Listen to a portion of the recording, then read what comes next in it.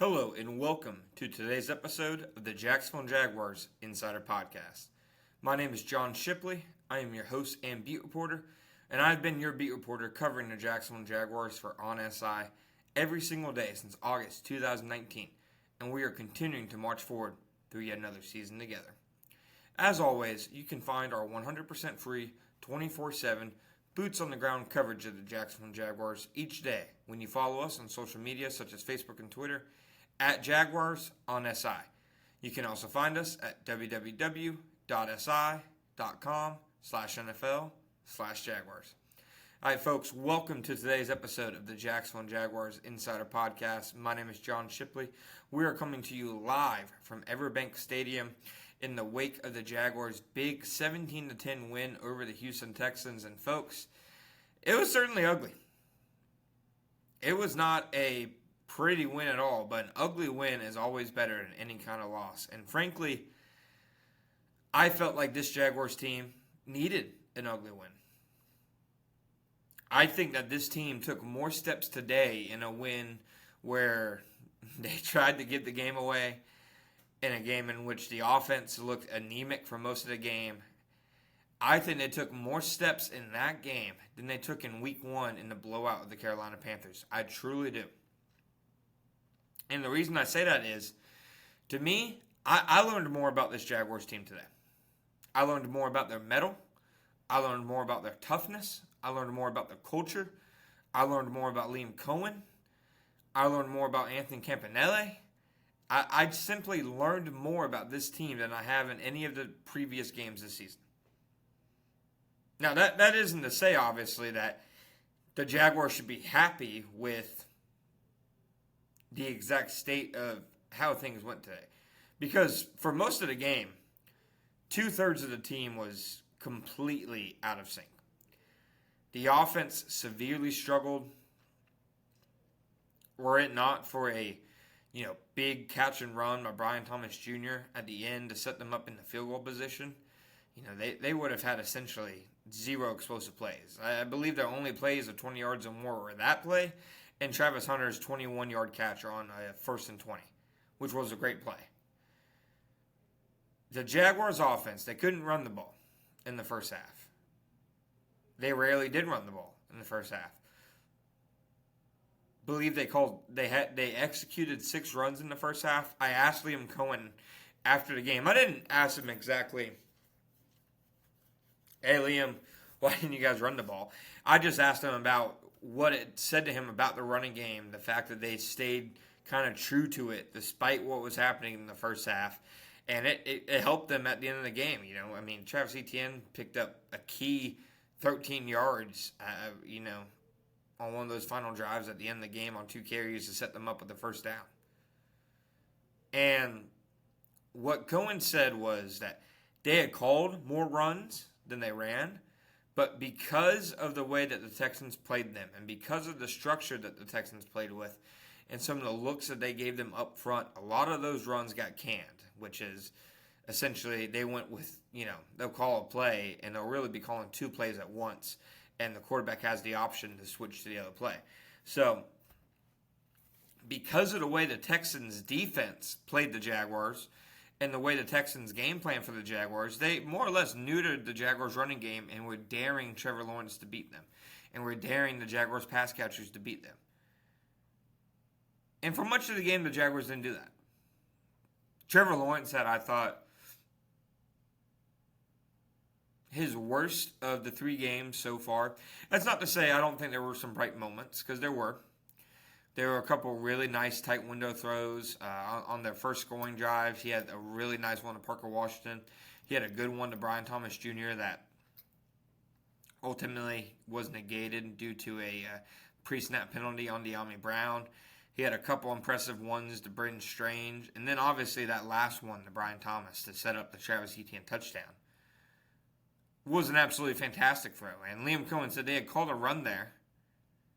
And Trevor changed it to a pass like he had been doing throughout the game. Changed the protection against, an all-out blitz from Houston. And they got everything protected. The line slid right. The running back picked up the left blitz.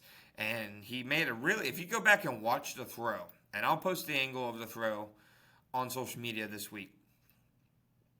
But when you watch it, when he begins to throw that ball, Brian Thomas Jr. had not even begun to cross behind C.J. Gardner-Johnson yet. That was a pure anticipation throw. Trevor Lawrence trusting his guy that he's going to come up and play. And Brian Thomas Jr., who, again, had another rough game throughout the day. Several drops. Guys, Brian Thomas Jr. got booed at one point during the game after a really critical third down drop. I never thought I would hear Brian Thomas get booed inside Everbank Stadium. It happened on Sunday. And Brian fought past that and came up with probably the biggest play of the season for the offense so far. They do not win the game if Brian Thomas Jr. does not make that play. If Trevor Lawrence does not make that throw. So yes, the offense had a lot of issues. And to me, the worrying thing is the fact that it wasn't just one part of the offense either. Trevor had some misfires and a really bad interception. Brian Thomas Jr. had several drops. Parker Washington had several drops. I think they had probably about 5 drops in the game altogether, the offense. There were some bad penalties. I mentioned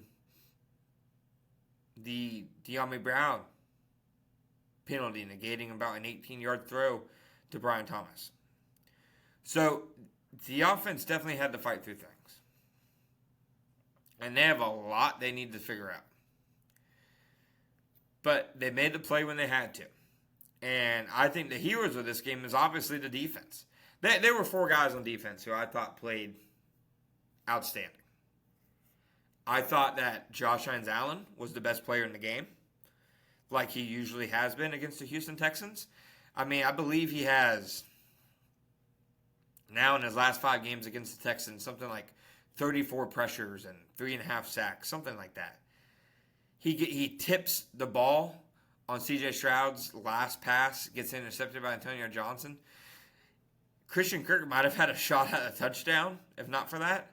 I mean, Josh Hines-Allen just dominated the Texans' offensive line all day long. I mean, to me, the best play he made was a tackle on like a 2-yard gain. The tight end, a tight end receiver, does a crack block on him. You know, they come from his outside, they try to block him down. He spins out of it and then sprints and gets the ball carrier down. Next play, or a play or two later, splits the sack with Eric Armstead. Absolute baller, blue chip player, in my opinion, best player on the team. Jordan Lewis had another outstanding game. I mean, his interception, he nearly put the game away with a diving near one-handed interception. He was all over the place in coverage. He was a menace against the Texans screen game, which I've told you guys before, I'm not a Nick Caley guy. And Nick Caley called a brutal game, I thought. But Jordan Lewis was all over him. He kept trying to go to screens, and the Jaguars were simply not having it. I thought Devin Lloyd, I think Devin Lloyd might have had his best game as a Jaguar.